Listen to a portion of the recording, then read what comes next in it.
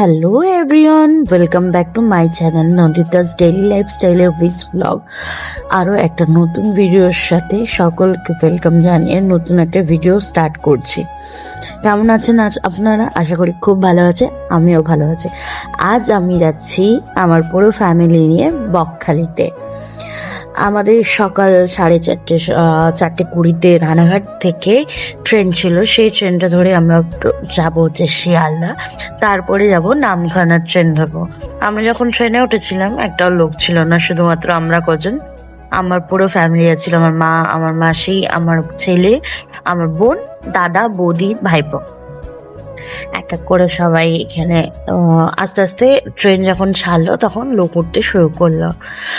এদিকে সকাল একদম কাউরি রাতে ঘুম হয়নি, তার জন্য সবারই চোখটা মানে কি বলবো, সবাই ঘুমোচ্ছে, ঝিমোচ্ছে। আর এদিকে এই একটা ছেলে যার রাতে এত এক্সাইটমেন্ট, যার রাতে ঘুমিয়ে আসে না, আর কি বলবো। এদিকে সকালবেলা আস্তে আস্তে যখন লোক উঠছে, তার সাথে দেখছি অনেকে সবজি নিয়ে উঠছে। খুব ভালো লাগছিল সবগুলো দেখে।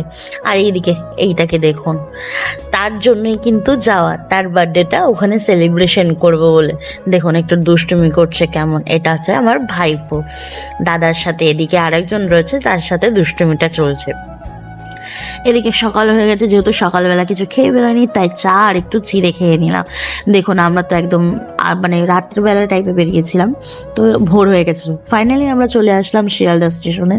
সেখানে নেমে এসে একটু ফ্রেশ হয়ে সবাই মিলে আবার খেয়ে নিচ্ছিলাম চা। এইবার আমাদের যেহেতু সকাল 7:14 আমাদের নামখানা ট্রেন লোকাল ছিল, তার জন্য আমরা একটু ব্রেকফাস্ট করে নিলাম, তারপর উঠে গেলাম ট্রেনে।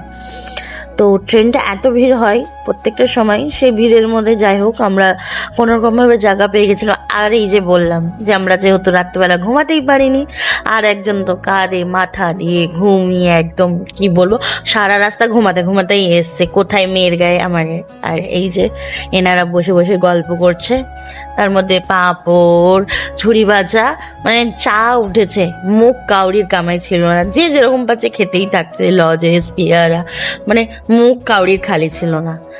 ঠিক আছে, একটার পর একটা উঠেই যাচ্ছে। দেখতে দেখতে 2 ঘন্টার রাস্তা অতিক্রম করে কাকদ্বীপের কাছে চলে, কাকদ্বীপ, তারপরে উকিলের হাট, তারপরে নামখানা।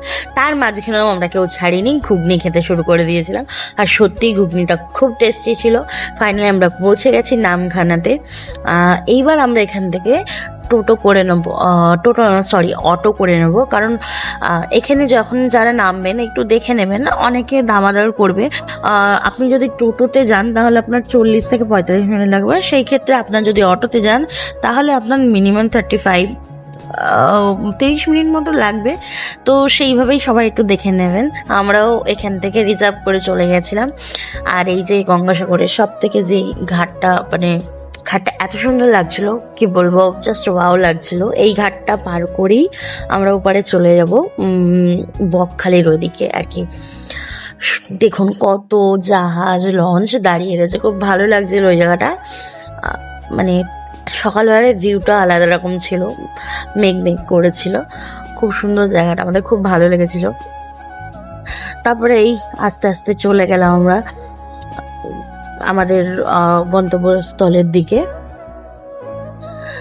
খুব রোদ ছিল সেদিনকে, আমাদের কোনো মানে আমরা আসতে বৃষ্টি পাইনি। এদিকে ফাইনালি আমরা রুমটাতে চলে এসেছি, যে আমাদের রুম।